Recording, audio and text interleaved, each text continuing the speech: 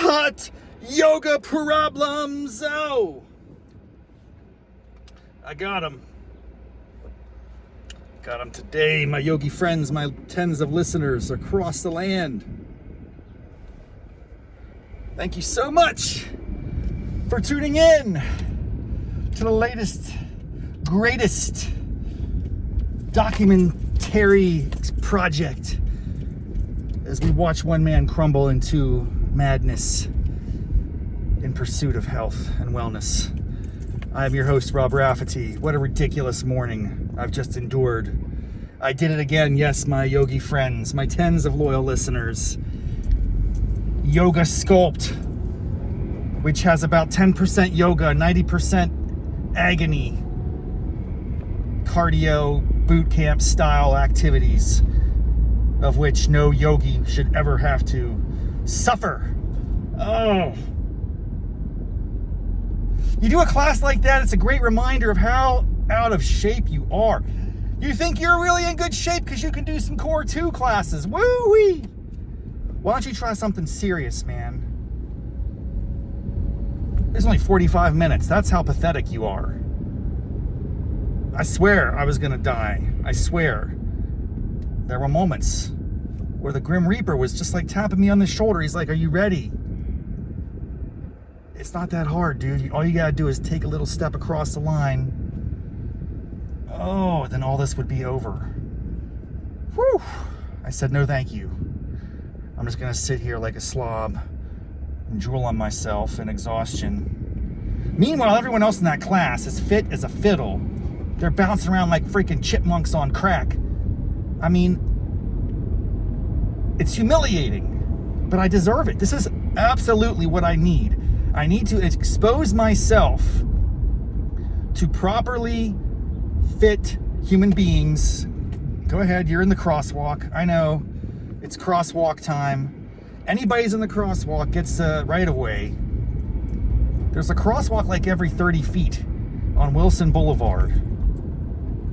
I respect it. I'm always going to defer to the walkers. But it seems like there's just a lot. That's a lot of crosswalks, is it not? Oh, and a lot of them aren't at stoplights. That's the biggest problem.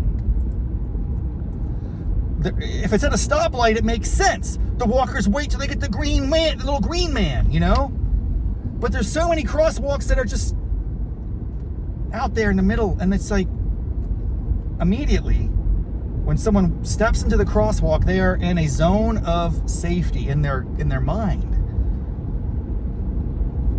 And legally correct, but I'm telling you, like the physical world, physics, man v car, it does not turn out well. So please, look both ways before you cross the street. Do parents even teach their kids that these days? I don't think people do. People in this town just prance across the walk like, it's like, dude, have you been in an Uber? Have you paid attention to the driving habits? Again, I have to comment. This is remarkable. I am on another gauntlet run of green lights after green lights. I have not hit a red light except for that first one. It could be just like it was last week, dude. And maybe this is the magical thing. Every Monday morning at this precise time, I can do an epic gauntlet run up Washington or whatever boulevard I'm on. Oh, it's so glorious when you don't have to stop at those stoplights. Oh, man. Here's the thing. I got to class really early today, as I am prone to do, especially when it's not in my home studio. This is at the Clarendon studio. It's a little bit further away. But they offer the class at 5:30 in the morning. So you know I had to get up at 4:30, get some coffee, wake up, leave around 5, get there at 5:15, and then get the preferred spot, upper left-hand corner. Yes, I was able to secure it today. But I know that was, in fact, someone else's traditional spot. I got a little stank eye. I could sense it. Or maybe I'm just self-conscious. But I think I took someone else's spot. Now, here's the thing. It's not really anybody's spot. It's free reign, dude. They don't secure or save locations for your mats at any studio in this area, as far as I know. Otherwise, I would go there because I think that's a real desirable effect, or what we call it, like a characteristic. I rolled into class. I grabbed the secure location in the upper left-hand corner. I'm 15 minutes early doing my breathing exercises, and slowly other yogis start to enter the room. And I know that I just have a sense that I was in someone's traditional spot. And I get that because I'm always in the Tuesday morning 6 a.m. classes. Typically, I know where I want to go. And on occasion, I'm late. On occasion, someone else is before me. They take the desirable spot. I get upset about that, but then I have to take a deep breath and let it go. And remember, my friends, nobody has property rights in the yoga studio. The spaces are open. It's like Hunger Games. Cannon goes off. It's a free-for-all. May the best yogi win the spot of their preference. And that's what you got to do, man. You got to get there early. You got to get there early. Oh, that class was horrific. Yoga I can handle. Even intense, painful yoga, I can endure it. It's the cardio. It's burpees, jumping jacks, lunges, weights. When you start working weights into a yoga routine, it's out of control. Who came up with that? Why did we want to mix the streams, man? This is like Ghostbusters. Don't cross the streams. You want to do weights? You want to do cardio, you want to do deep stretching. Those are three streams that should forever and always be separate. We need some silos up in here, man. We need some serious steel-toed silos to prevent unnecessary interloping across these types and styles of exercise. Someone just got crazy with the cheese whiz. It's like all these like hybrid fusion restaurants. Oh, it's Cinco de Mayo. Speaking of restaurants, I'm gonna crush some Mexican food tonight, man. I can't wait. The funny thing is, I act like I wait all year for Cinco de Mayo to crush some Mexican food. Meanwhile, I'm probably crushing it once a week. Mexican is probably my preferred ethnic cuisine. I will dominate nachos, tacos, chalupas, all the great American Mexican. Is that what I mean? Taco Bell style. I mean, yes, I do it all, but there aren't, I'll say that, can I say something that might offend, well, I don't think it will offend anyone, but people may disagree with me. I've yet to discover an excellent Mexican restaurant in the Washington, D.C. area. Someone challenge me on that. Someone help me out. Tell me where I can get an extraordinary quesadilla.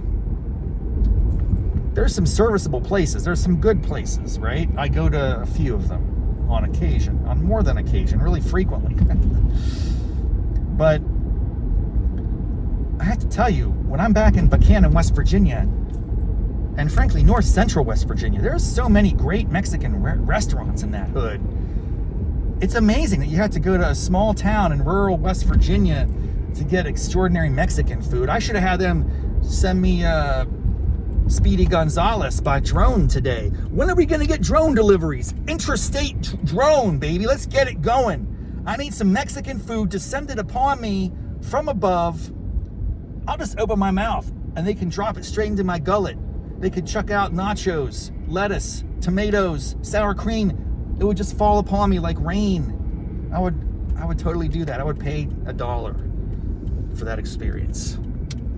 And yes, a lot of it would end up on the ground. That's okay. We have a lot of birds in our yard, and apparently they just eat everything. I'm trying to reseed the backyard.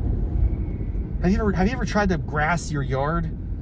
To grow grass? You think like it's easy? It's not easy, dude. There are combative forces always trying to challenge your effort to beautify your environment.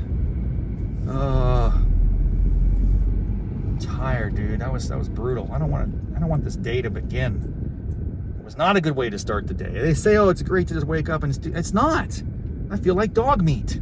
I don't want this. Yet I'm reminded, this is how I need to do it. I must endure the suffering and punishment. I will say, I'll close with one thing. The yogi had some really interesting advice. You know, every class typically in a yoga starts off with like, set your intention. What are you going to do today? Or what's your mantra, whatever, blah, blah, blah. Most of the time I'm like, just survive. My intention is to not die. Is that possible?